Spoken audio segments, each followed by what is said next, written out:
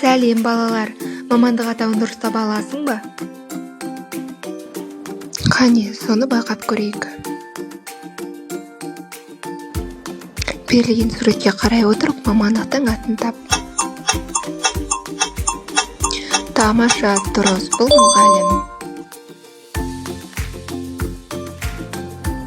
Енді осы суретке қарап тауып көр. Өте дұрыс, бұл дәрігер.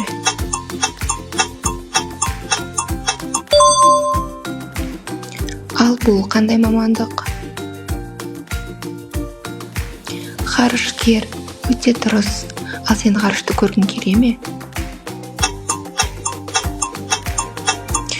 Енді осы мамандықты тауып көр.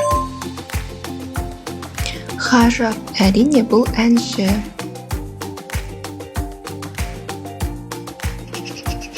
Бұл аздап қиындау болар, бірақ ойланып көр. Ғалым, тамаша.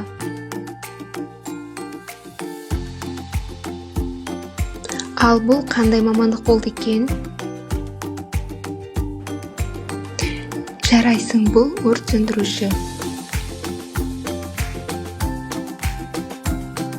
Бүгін біздің соңғы үйрететін мамандығымыз бұл қандай деп ойлайсың?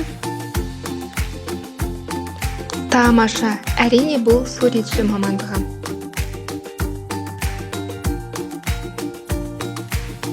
Жарайсың, балақай, қандай ақылды едің. Бүгінгі сабақ саған ұнады ма? Керемет. Ендеше балақай, сау бол, аман бол.